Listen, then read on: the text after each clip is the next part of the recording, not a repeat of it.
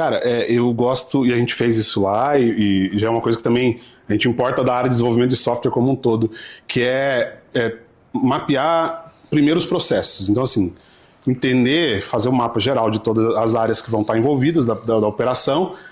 Naturalmente, todo mundo vai levantar a mão e vai ter gargalos, e aí você faz uma classificação seguinte: quem o processo estiver mais maduro, aí você pode estabelecer qualquer métrica ali, quanto mais maduro o processo, mais rápido ele vai entrar nessa esteira.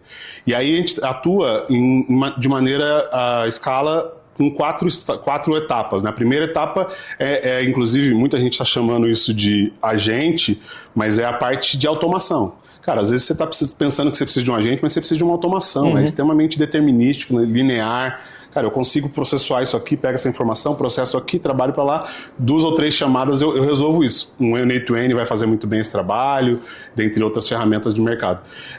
E aí um segundo processo já é adaptativo. Então eu já tenho, e eu tenho uma série de condições. Então, se tal situação é isso, se não é isso, e aí as regras vão sendo adaptadas a partir do desenvolvimento, até que você chega então no estágio de fato, inteligência artificial, que é agêntico, que é quando você tem um agente que ele constrói solução e ele toma decisão e te dá reporte, só que para isso você precisa também ter todo esse processo muito bem estruturado, esse dado muito bem trabalhado e tal.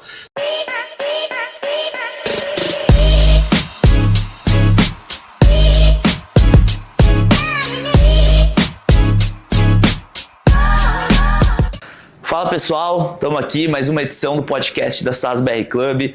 Hoje convidado super especial aí, tô com o Ricardo da Conta Azul. Ricardo, obrigado aí por topar bater esse papo. Acho que o papo com você vem num momento bem legal, que tem muita gente falando sobre governança de AI, construção de agentes, né? A gente estava até falando nos bastidores aí, antes de começar, sobre todas as áreas de RevOps, SOps, né? Todo mundo está querendo construir agente e a gente sabe que as empresas estão passando por alguns momentos ali de, será que eu construo internamente? Aí tem os aventureiros que constroem ali por conta própria, e acho que todo mundo está começando a se entender nesse aspecto de construção, e acho que é muito legal que na Conta Azul vocês já criaram essa maturidade através da tua área, né? Que vou até pedir para você se apresentar e falar um pouquinho dela também. Mas, cara, prazer estar aqui com você. Se apresenta aí para a turma, fala um pouquinho, né, do teu escopo ali de Conta Azul e bora bater esse papo. Bora, vamos sim, cara. Obrigado, prazer é meu, com certeza. Bom, vamos lá, né? Eu sou o Ricardo, estou hoje como Head de Martech e HeavyTech na Conta Azul. Atuo já nessa área há aproximadamente uns 10 anos, mas eu tenho aí 22 anos de área de tecnologia, desenvolvimento, fazendo de tudo um pouco. Comecei lá quando tudo era mato, e aí a gente começou... E aí, minha formação é de engenharia de software, então a partir da engenharia de software fui me encontrando mais próximo das áreas de negócio, né? E aí, hoje, os times de Martech e HeavyTech é uma disciplina relativamente nova, assim, principalmente aqui no Brasil, que são times de tecnologia que eu falo que são híbridos, né? Eles têm corpo de engenharia, mas cabeça de negócio, cabeça de marketing, growth, cabeça de receita. Então, é sentar com um engenheiro de software para falar de CAC, LTV, trazer a estrutura que faz sentido para o que mexe o ponteiro na empresa, né? Hoje estou liderando essas áreas aí já há algum tempo e, assim... muita disciplina nova. Eu acho que uma coisa que você comentou que tem tudo a ver, eu falo que o momento de tecnologia que a gente está vivendo, com inteligência artificial e tudo, o mar está muito agitado, né? Então a gente tem que tomar bastante cuidado, porque às vezes a gente acha que está surfando uma onda e está na espuma, e aí a gente precisa entender isso com tecnologia de verdade, com escalabilidade e tudo mais. Legal, muito bacana. Acho que o ponto que você falou de ter engenheiros de software trabalhando em prol do negócio é algo que... é cada vez mais importante, principalmente numa era que as áreas estão precisando adotar tecnologia dentro delas mesmas, né? E antes isso não era tão claro, né? Sempre existia, muitas vezes, né, um time de BI, alguma coisa que colava junto com as áreas de negócio, mas sem pensar nisso de maneira bem fundamentada, né? Com a engenharia como um todo. Mas, cara, para começar, queria te fazer uma primeira pergunta, né? Muita gente está falando de agente de AI no mercado agora, e toda empresa... acho que todas mesmo estão meio perdidas sobre como começar, né? Então você tem aquela turma que é um pouco mais avançadinha e cria lá seu Lovable e conecta com a API da empresa, e o N8N.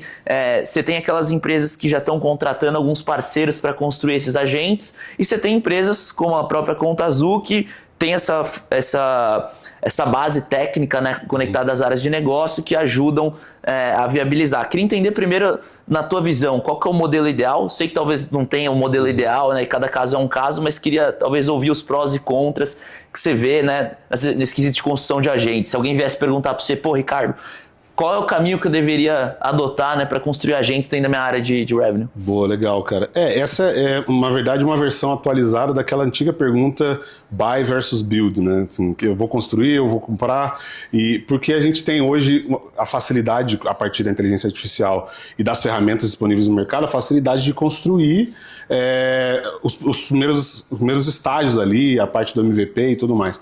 Mas eu acho que essa análise, ela é muito binária, né? E ela acaba colocando de fora o que é o importante, que é o negócio, né? Assim, aquele conceito do Warren Buffett, o moat. Você tem que proteger o moat do seu negócio, né? Então, assim, a pergunta é assim, cara, o que você pretende resolver? Você quer proteger o mais importante do seu negócio? Então, você precisa descentralizar essa decisão de compra ou constrói, traz ferramentas próprias ou ferramentas de mercado ou constrói internamente para, assim, o que do negócio é core que a gente não pode negociar, que a gente não pode abrir mão. Porque senão você compra uma ferramenta de fora, ou seja, traz um parceiro, mas traz também um outro jeito de fazer as coisas, que vai mexer nos seus processos, né?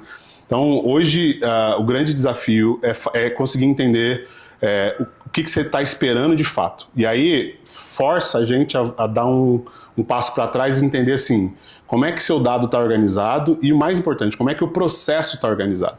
A partir disso, sempre partir da possibilidade de ter um híbrido, que é, cara, eu vou fazer um pouco de construção interna, um pouco de contratação, e aí você consegue achar o ponto de equilíbrio ali. Porque, assim, uma coisa que pouca gente tem conversado, apesar todo o hype dos agentes de inteligência artificial, é essa questão de segurança, compliance, questões de proteção do dado. A gente está tendo um boom de problemas de segurança justamente porque muita gente consegue tirar do papel ideias, mas por não ter visibilidade acaba vulnerabilizando sua solução para o mundo aí, né? Então, a gente resolve um problema de um lado e traz um outro problema mais caro ainda, que é o problema de segurança, né? Total. Legal essa tua visão do modelo híbrido, né? Porque, por exemplo, nem tudo vale a pena você internalizar, né? Tem coisa que é core, às vezes, do negócio, sei lá, pô, eu sei que vocês são, depois a gente vai falar sobre isso, mas eu sei que vocês são um super cliente Salesforce, por exemplo, sim. Né? Pô, imagina se vocês fossem construir o próprio CRM de vocês dentro de casa. E não só CRM, ferramenta para CS, marketing digital, SDR, né? E eu vejo que tem uma turma meio emocionada, que o CEO vai lá, coda no final de semana o CRM com a telinha bonitinha, fala, nossa, é isso aqui. É o CRM agora, né? Explode tudo, né? Então, muitas vezes a conta acaba ficando um pouquinho mais cara, né? Eu, por exemplo, eu tenho 60 colaboradores na empresa hoje. Se eu for pegar a minha conta de HubSpot ali, cara, se eu fosse trazer um dev sênior, já sairia mais caro do que a conta que eu pago de HubSpot para a empresa inteira, né? Então, pô, onde que eu vou alocar a minha atenção, né? Então, talvez esse modelo híbrido que você comentou, né, tenha coisas que vale a pena, que são mais core, etc., você contratar, e outras que vale a pena você construir. Vou dar um exemplo, né? Sei lá, uma calculadora de pricing. Não é core. Pô, vale a pena você, eventualmente, construir internamente ali, usando um vibe coding, qualquer coisa do tipo, porque se aquilo cair, porra, né, não vai... Não tem problema. Exatamente, não é um sistema crítico, não trabalha com um monte de API, né? Sei lá, parte de infraestrutura de transcrição. Cara, você desenvolveu um negócio desse com bot, com não sei o quê, conecta numa ferramenta, pega esse dado. Agora quando você olha para uma linha de visualização de dado, talvez já vale a pena você, né, você utilizar um sistema para fazer. Antigamente você tinha TL, BI, e hoje em dia você já tem formas mais fáceis de fazer isso, né? Vocês estão atuando meio que nesse modelo, então. Sim, exatamente. Martech e RevTech são áreas que a gente atua muito próximo ali nessa intersecção entre negócio, engenharia e dados. Então a gente acaba trazendo muita coisa de analytics e entregar inteligência para os times de negócio, entregar insights, entregar visual, que é uma parte essencial do Analytics, na verdade a definição do Analytics, também vai abrir uma outra porta que é, beleza, agora como é que eu processo essa informação? Então a gente trabalha em cima de 3 pilares, que é construção de segurança, que é o primeiro, qualidade, para a gente entregar de fato alguma coisa legal, mas autonomia. E aí times internos da Conta Azul estão desenvolvendo seus agentes, estão fazendo coisas, mas dentro de uma linha de governança mínima que possibilita a gente manter todos os padrões de segurança, todas as análises que a gente precisa fazer e o time não fica dependendo, a gente não vira o blocker das áreas de negócio, né? Então estou nessa linha. Legal. Você falou um ponto importante agora em relação à governança. Obviamente não precisa abrir no detalhe como vocês fazem internamente, se isso for um problema, mas talvez algum fundador aqui, algum líder de revenue pergunte para você assim, cara, mas como é que eu estabeleço minimamente uma governança, né? Então, é o que é? A empresa contrata um LLM específico, tem uma restrição em que dados você pode imputar, como é que vocês têm uma cartilha de como usar AI de maneira segura? Como é que vocês estão fazendo isso? Cara, tem uma estrutura, assim, tem algumas coisas que são padrão, agora como a gente é parte do grupo Visma, então a gente também segue toda essa estrutura que a Visma estabelece, mas existe também eu acho que aí fica uma dica boa para o fundador que está ouvindo a gente, construir o seu framework de governança, assim, a partir da sua realidade. E isso a gente fez, por exemplo, internamente em algumas áreas. Porque algumas pessoas, elas vão estar em áreas de negócio, mas elas são o que a gente chama de tech savvy. Então, depois de um tempo, esse cara realmente consegue abrir um pull request no GitHub, ele tem alguma autonomia, e aí nivelar ele por baixo pelaquela pessoa que tem o mesmo problema, além de gerar um problema de relação, você acaba gerando um problema de negócio, porque você pode acabar perdendo a oportunidade dessa pessoa construir. Então, um framework de governança simplificado, mas adaptado à sua realidade, que contemple as coisas mais básicas, a cartilha básica ali de LGPD, a cartilha básica de segurança e pontos mais essenciais assim. Legal. É o que a gente está fazendo. Bacana. Faz mais ou menos uns 2 meses eu fiz um podcast com o Chief AI Officer da TOTS, que é o Cristiano Nóbrega, ele falou um negócio bem interessante. Ele tinha comentado sobre, primeiro você mapear quais são os problemas, né, onde tem muito operacional, para depois se estabelecer exatamente os casos de uso que você vai colocar a inteligência artificial. E eu sei que tem muita empresa hoje que acaba indo numa linha de tenho que implementar AI, sabe-se lá Deus, para quê? Né? Você tem algum framework, playbook, alguma forma que você mapeia todos os gargalos e aí você identifica, aqui acho que cabe inteligência artificial. Tem alguma forma hoje que você faça isso de maneira estratégica? Porque eu vejo que hoje o que está acontecendo em muita empresa vocês têm aqui não sei quantos mil de budget para queimar em AI e aí sai todo mundo perdido sem estabelecer casos de uso, sem mapear problema. Eu já vi caso de empresa, isso é bizarro, mal tinha um time de SDR que funcionava e já queria fazer um super SDR AI sem contexto nenhum, claro que não funcionou. Sim. Ao invés de, sei lá, por exemplo, se tivesse resolvido o problema de pesquisa do lead, teria resolvido o problema muito... Como é que você vê isso? Cara, eu gosto, e a gente fez isso lá, e já é uma coisa que também a gente importa da área de desenvolvimento de software como um todo, que é mapear primeiro os processos. Então, assim, entender, fazer um mapa geral de todas as áreas que vão estar envolvidas da operação. Naturalmente, todo mundo vai levantar a mão e vai ter gargalos, e aí você faz uma classificação seguinte: quem o processo estiver mais maduro, aí você pode estabelecer qualquer métrica ali, quanto mais maduro o processo, mais rápido ele vai entrar nessa esteira.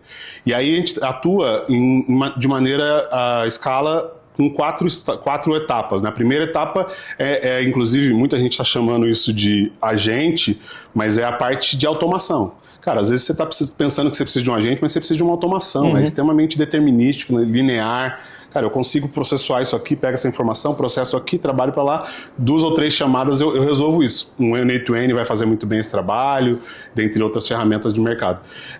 E aí um segundo processo já é adaptativo. Então eu já tenho, e eu tenho uma série de condições. Então, se tal situação é isso, se não é isso, e aí as regras vão sendo adaptadas a partir do desenvolvimento, até que você chega então no estágio de fato, inteligência artificial, que é agêntico, que é quando você tem um agente que ele constrói solução e ele toma decisão e te dá reporte, só que para isso você precisa também ter todo esse processo muito bem estruturado, esse dado muito bem trabalhado e tal. Então, quando a gente entra numa área, por exemplo, para fazer, como foi o caso de HealthTech, a gente entra para colocar tecnologia, entender a coisa, cara, qual é a área que está com o processo mais estruturado? Todo mundo apresentou, percebemos que esse processo aqui é o que está mais documentado, mas é o que está com mais gargalo. Mapeamos os pontos que precisavam de automação e construímos ali rapidamente soluções que liberou esse pessoal para poder olhar e de repente terminar de estruturar outros processos e tudo mais.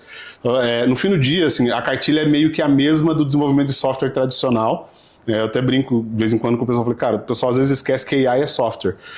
O processo no fim do dia é você ter bons processos, né, mapeados na estrutura e conseguir entender aonde você vai colocar de fato engenharia pesada, onde você vai colocar uma engenharia mais simplificada, uma coisa mais simples que resolva o problema.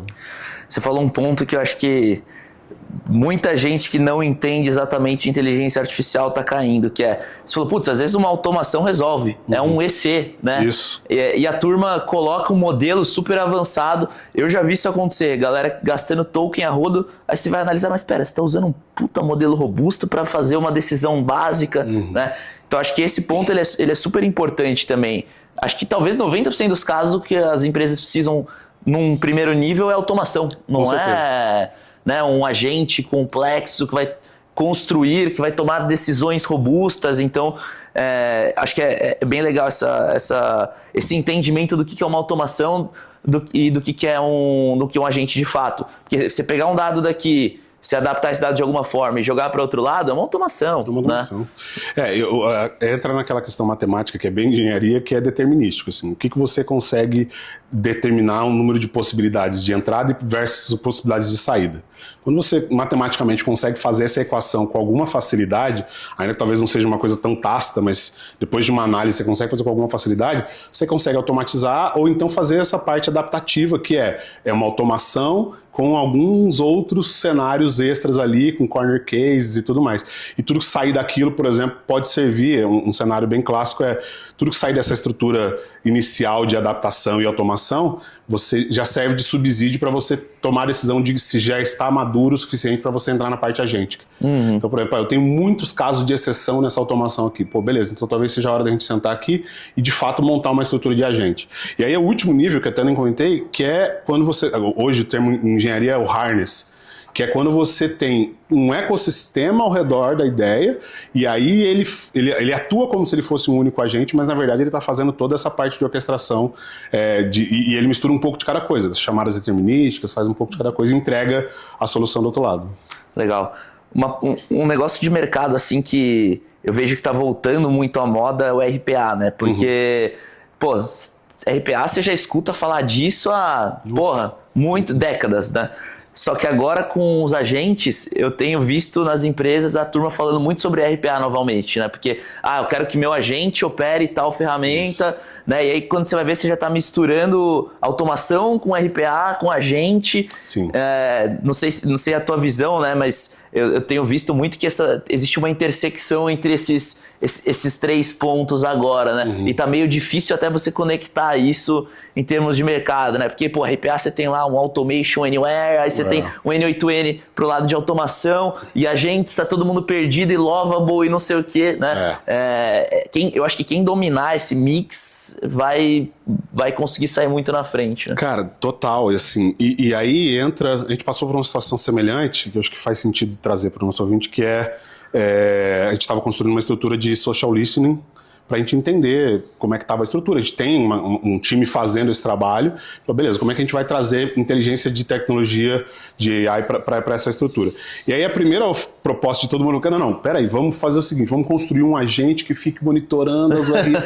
Não, peraí, cara, já tem isso no mercado. Vamos trazer o seguinte, essa parte de fazer crawler desde que o mundo é mundo existe. Então deixa o crawler fazer o trabalho dele e a gente trabalha com a inteligência daqui para cá.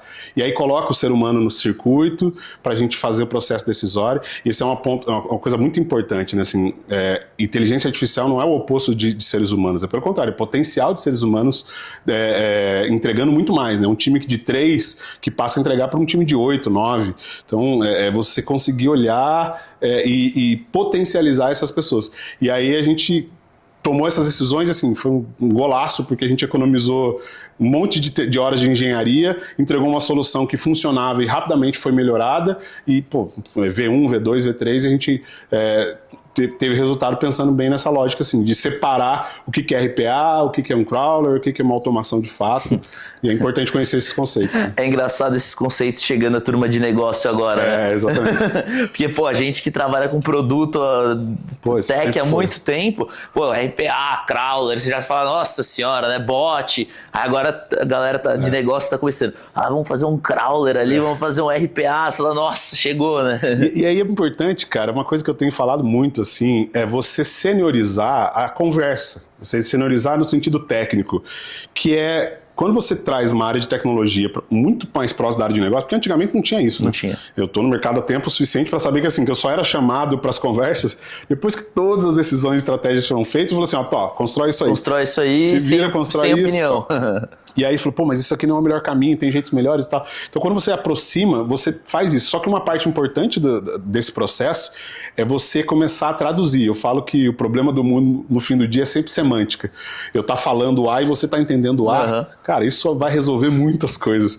Então, quando a gente aproxima essas áreas e traduz esses termos, explica o que está acontecendo, e aí você senioriza a conversa. Está todo mundo falando do mesmo termo, da mesma definição. Isso é uma parte fundamental para a gente, de fato, trazer inteligência de tecnologia para o negócio. Né? Total. Hoje, quando a gente olha para o budget, o orçamento das empresas, a gente vê mais ou menos 20% sendo destinado a tecnologia e software, 80% a pessoas. Sim. Óbvio que tem, né, caso para lá, para cá, mas, enfim, se a gente trabalhar com essa base e começar a olhar para dentro das empresas agora, não sei a tua percepção, a minha é que, pô, a partir do momento que você é uma plataforma de agentes, você para de brigar pelo budget só de tecnologia e você começa a passar a brigar pelo budget de pessoas, Sim. né? Que é tipo, pô, beleza, se eu precisava de 11 pessoas no meu financeiro para lançar nota fiscal no RP, agora eu preciso de uma porque eu tenho um agente que automatiza isso.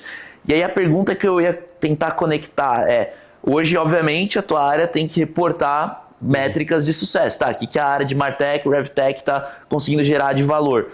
Como é que você tem reportado, né, o ROI dessa área, até para você conseguir mais recurso? É nessa linha de otimização de recurso? É numa linha de potencialização de receita? É os dois, né? Porque talvez seja uma dúvida que a turma tem hoje, né? Tá, beleza, se eu montar uma área mais de engenharia próxima ao negócio, como é que eu vou reportar o resultado dessa área? Essa é uma conversa também que ela já existia e agora ela ganhou outros tons, né? Antigamente a gente falava de CAPEX e OPEX, o que a gente vai fazer e tal, e hoje a conversa é sobre as áreas de engenharia, principalmente no caso de Martech e RevTech, não serem centro de custos. Então, quando eu olhar para uma pessoa do time ou para um recurso do time, não pensar nele apenas como custo, mas pensar nele como uma possibilidade de entregar os objetivos de negócio.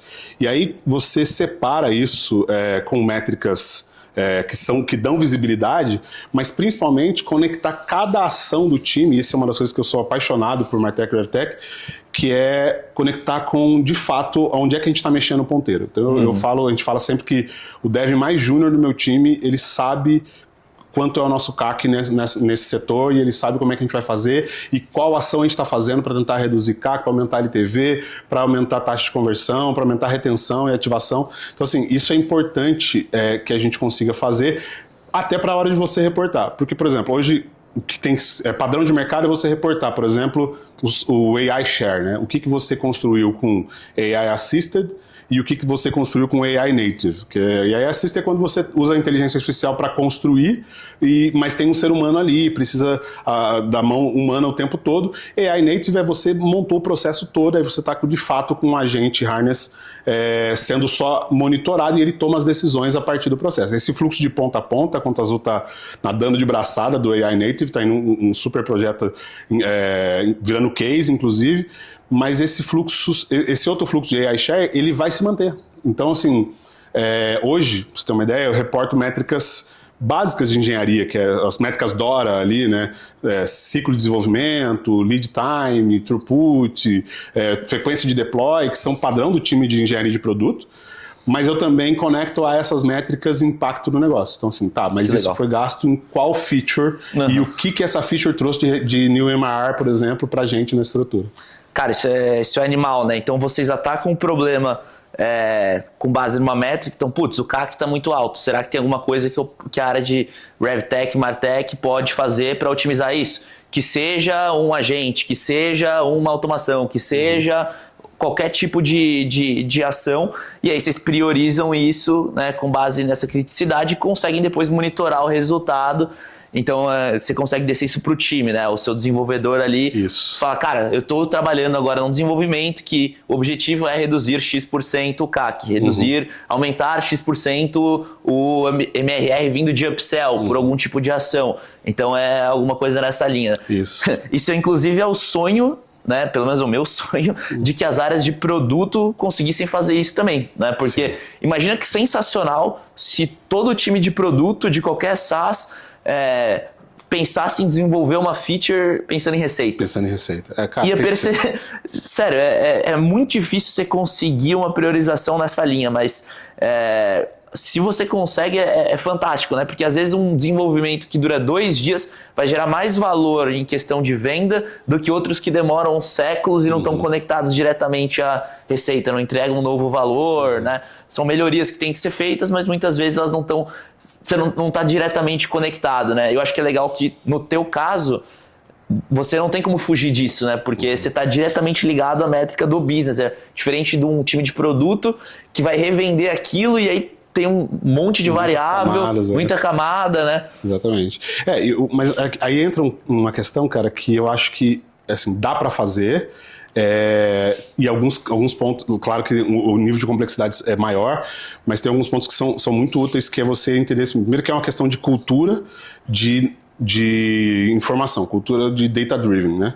Ter a mentalidade de dado. E outra é conhecer os arquétipos das pessoas em cada uma das suas áreas e entender que, cara, pro desenvolvedor, o desenvolvedor ele é um martelo, então tudo que você der para ele é prego. Então você fala para ele assim, cara, precisa fazer, já sei, vamos desenvolver uma solução nova, um microserviço, ele já sai codando microserviço.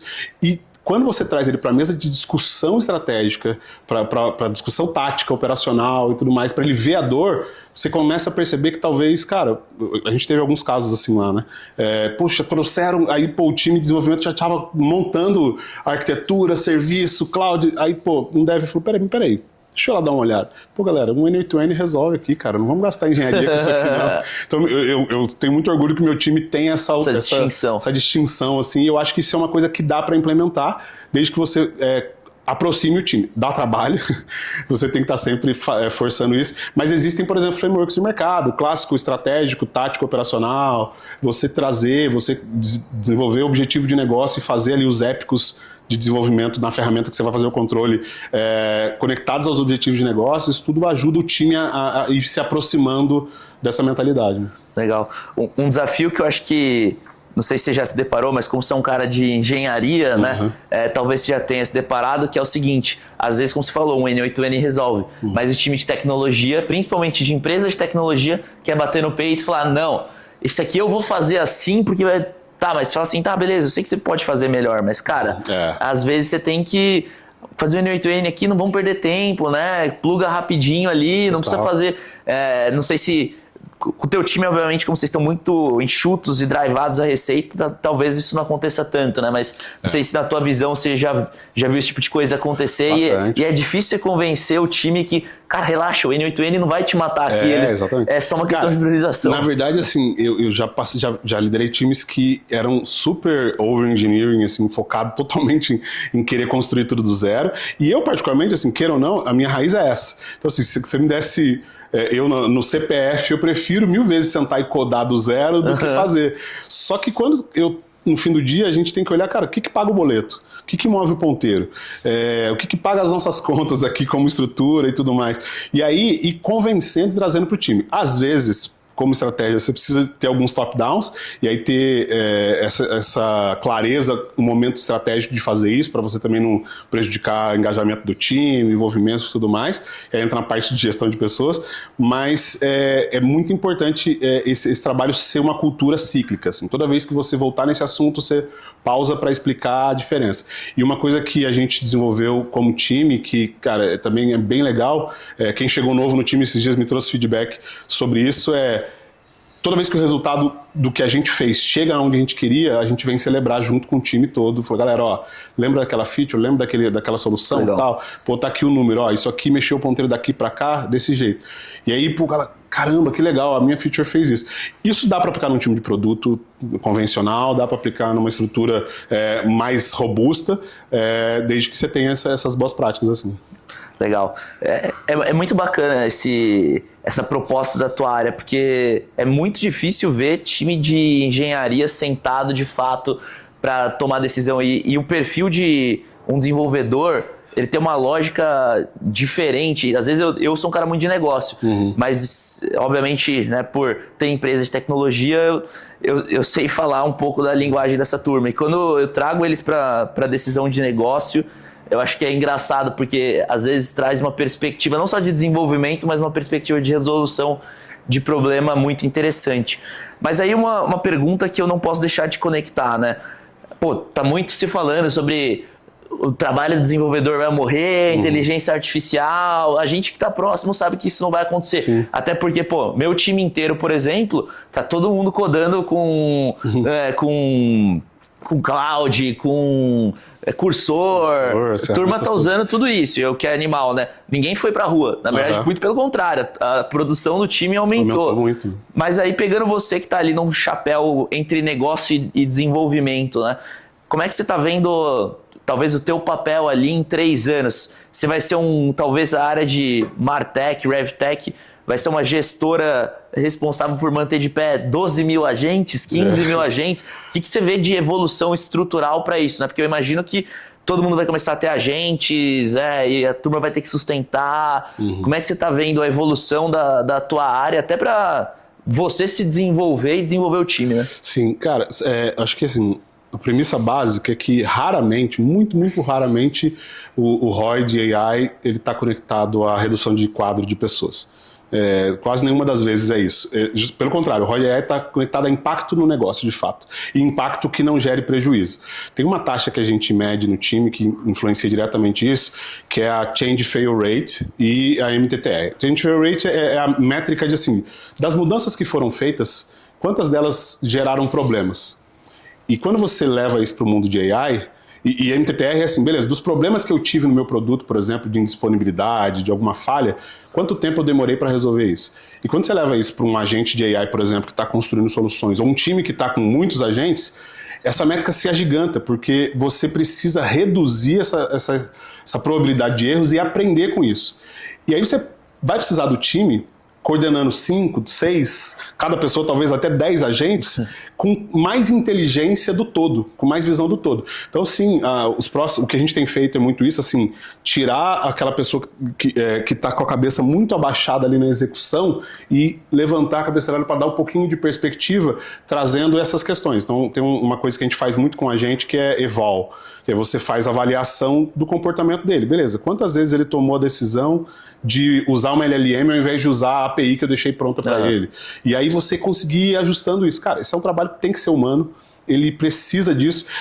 E a melhor pessoa para fazer isso é o atual desenvolvedor de software, o engenheiro de software que conhece de chamada de API, de requisito, de coisas desse tipo. Então, assim, o que a gente está sendo convocado a fazer é levantar a cabeça e olhar mais no horizonte, assim, deixar de ser tão executor. O que é, cara, muito promissor, muito animador quando você olha para o horizonte e fala, caramba, as coisas que de fato são bem operacionais e que requer, e que são caras para o negócio, são caras para a solução, começaram a ser executadas de maneira mais automatizada e eu posso agora olhar para a parte mais estratégica e olhar impacto. Né? Então essa é a principal mudança que eu vejo no mercado hoje. Legal.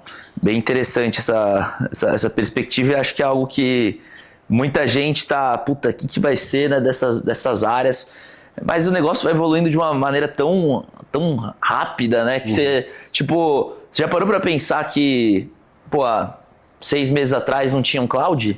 Sim. Cara, é surreal, assim. É surreal. Até 6 meses atrás eu fazia uma apresentação. Eu não tenho talento nenhum para design. Eu fazia um lixo de apresentação, mandava pro meu time de marketing, eles arrumavam. Cara, hoje em dia é cloud. Eu já tenho um agente lá de design treinado, coloco lá, a apresentação fica fantástica. Eu falo, caraca, né?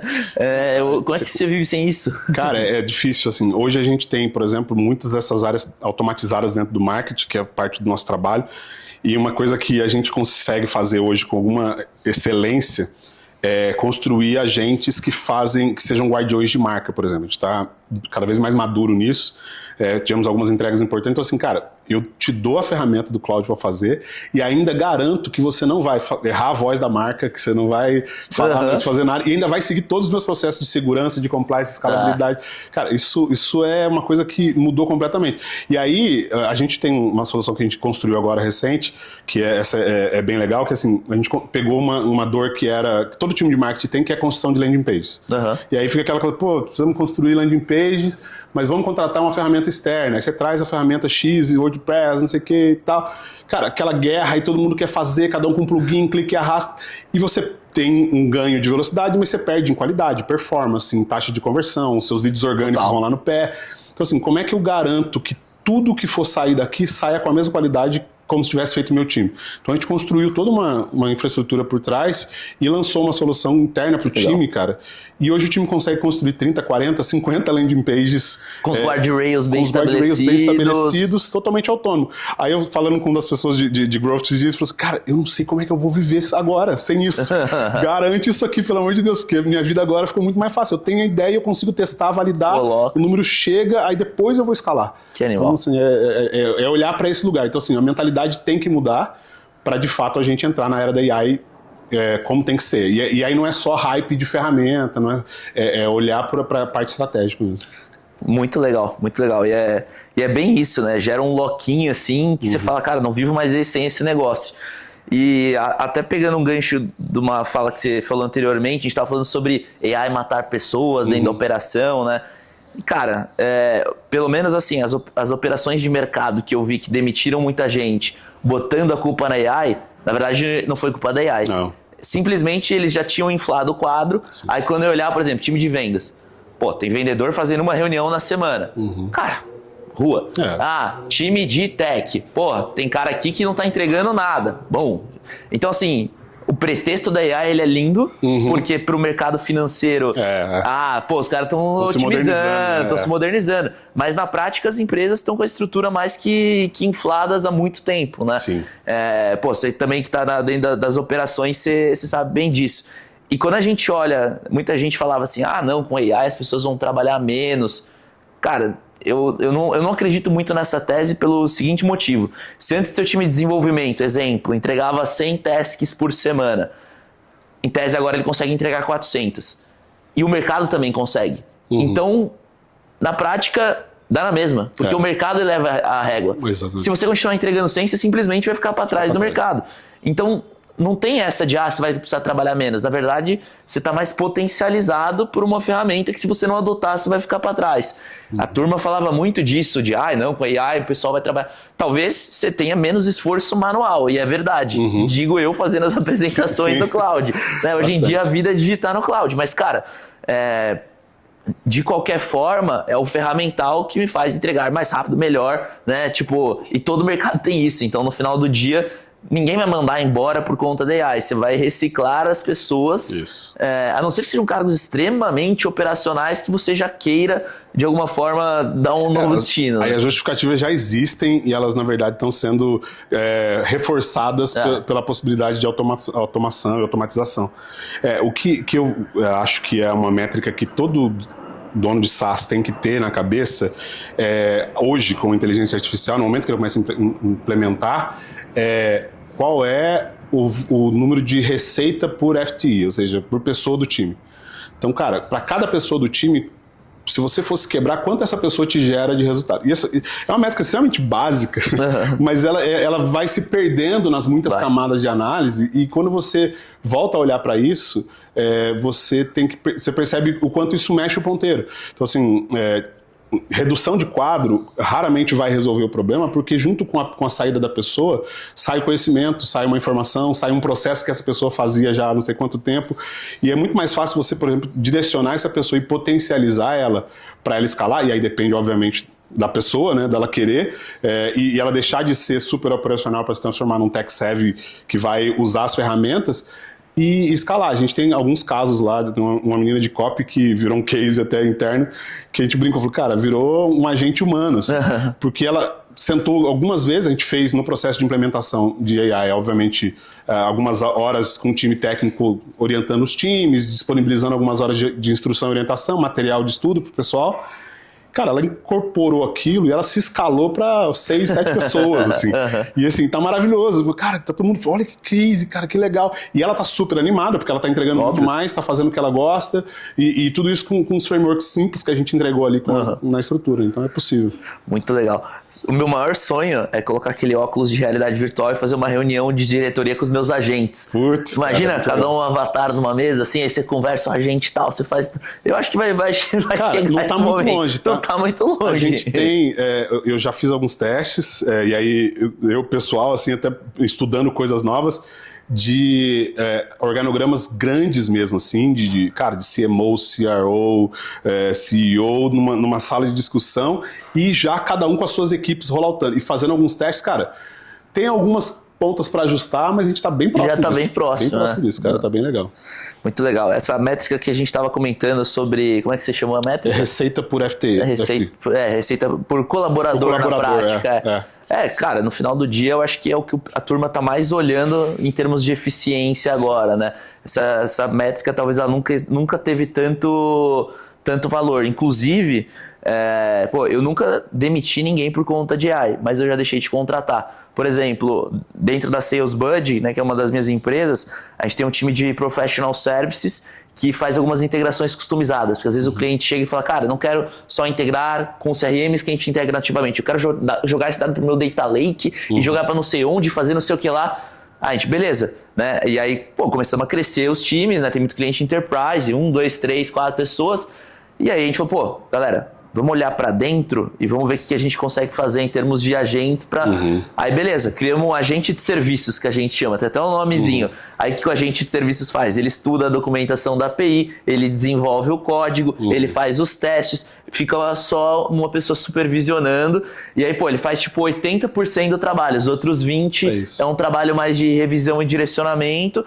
Legal, eu já deveria estar com umas 10 pessoas no time de serviços, tô com 4, né? Então, e acho que o mesmo case é o da tua copywriter lá que você comentou, né? Talvez ela tá fazendo trabalho de 7, talvez vocês já tivessem que estar com 7 para fazer o tamanho do negócio. Então acho que no final do dia, você deixando de contratar, né, empilhando receita, essa métrica vai naturalmente crescendo sem você ter que forçar ela, sem você ter que demitir, sem você ter que fazer qualquer tipo de ação, né? O ponto no fim do dia sempre é eficiência operacional, e quando você tem esses domínios, né, a gestão desses conhecimentos por domínios, e você consegue isolar agentes e pessoas olhando para agentes, com isso você tira um monte de problema, um monte de ruído do processo e entrega muito mais resultado, com certeza. Isso faz muita diferença. Assim. Sensacional, muito, muito bom o papo. Acho que a gente falou bastante tema que a galera tá penando hoje em dia, né? Sim. Eu gostei muito também daquele ponto que a gente falou da diferença de um agente, de uma automação, né? Acho que isso aí é bem precioso. Acho que a galera que assistiu aí, tomem cuidado aí, às vezes estão fazendo agente para coisa que às vezes é só um EC, estão gastando token à toa aí, né? Legal também a visão que a gente falou sobre colaborador de AI, né? Acho que a gente chegou num consenso que, cara, no final do dia, quem demitiu por AI não demitiu por AI. Não, com certeza né? Não. Gosto muito da visão também ali de RevTech, MarTech, que são áreas de tecnologia, olhando para dentro do negócio. Acho que isso vai se fortalecer cada vez mais dentro da companhia, porque companhia de software normalmente foca muito no produto. E o time interno nunca tem tempo para olhar para dentro da empresa. O que acontece? Às vezes, sei lá, eu já percebi isso várias vezes. Eu tenho uma empresa que é um produto totalmente de AI, quando eu fui olhar para dentro da minha operação, meus clientes estavam usando melhor AI do que eu. Porque você acaba naturalmente evoluindo o produto e olhando menos para a tua operação. Então, acho que essa posição que vocês têm lá, né, que é a tua área, ela vai ser muito importante para dentro das empresas, justamente para garantir essa métrica que a gente comentou aqui de receita por colaborador. Sim. Porque no final do dia é olhando para dentro o tempo inteiro para o processo, otimização, mesmo que isso seja não só desenvolver, mas seja, beleza, vamos botar um Salesforce aqui, vamos botar, né? Então, eu acho que vai ganhar muita relevância esse tipo de área. Não sei se você tem uma consideração final aí, mas, achei sensacional o bate-papo. Cara, eu acho que primeiro, obrigado, realmente um prazer, é uma delícia falar das coisas que eu sou apaixonado. Acho que finalmente o mercado está acordando. Há alguns anos atrás eu já vinha falando sobre isso de Martech, já com a Priscila, que é a nossa CMO, a gente já trabalhava em outro lugar, e falando sobre isso. E, cara, Martech é o caminho. Eu até brincava, cara, Martech é vida, Martech é tudo. E agora a gente tem RevTech. Na verdade, não é nem Martech ou RevTech, mas assim, é você tirar a área de tecnologia de custo e trazer ele para a parte pensante do processo, para você encurtar distâncias e tudo mais, inclusive até trazer cultura junto. E eu acho que uma coisa que vale como dica para o nosso ouvinte, a audiência, é fazer uma boa análise sobre a questão de construção de agentes e uso de inteligência artificial, porque assim, você tem que sempre ter na mente que um agente com poderes dentro da sua estrutura, ele é um estagiário que sabe praticamente nada do seu trabalho, mas com a chave do cofre. Então, assim, a chance dele fazer uma besteira é muito grande e você conseguir depois consertar isso pode ser muito mais caro. Então, fazer esses processos, usar metodologias já conhecidas no mercado, com certeza vai permitir que qualquer dono de SaaS sair dessa nuvem e chegar do outro lado na próxima fase da era da inteligência artificial que a gente está chegando aí. Sensacional. Acho que tem que ter Martech, tem que ter RevTech, tem que ter até TechTech, porque tem que ter alguém olhando para o processo de desenvolvimento também numa linha de automatização, de fluxo. Pra ninguém, porque, pô, AI no desenvolvimento não é só cada um botar o seu próprio cursor. Se você fazer um sistema integrado, né, pô, cai o roadmap aqui, já tem um agente que especifica, um agente que quebra, que prototipa. Também existe um processo no desenvolvimento. Exatamente. Então, no final do dia, cara, vai ter que ter, essas áreas vão crescer muito, que olham só para dentro de maneira tecnológica para o processo, né? Mas, pô, sensacional, Ricardo. Obrigado pelo bate-papo aí. Cara. Foi um prazer. Pra turma que não assistiu até aí, se inscreva no canal. A gente vai deixar também o LinkedIn aí do Ricardo para vocês irem lá perturbar ele. E é isso. Valeu, pessoal. Até o próximo episódio. Até mais.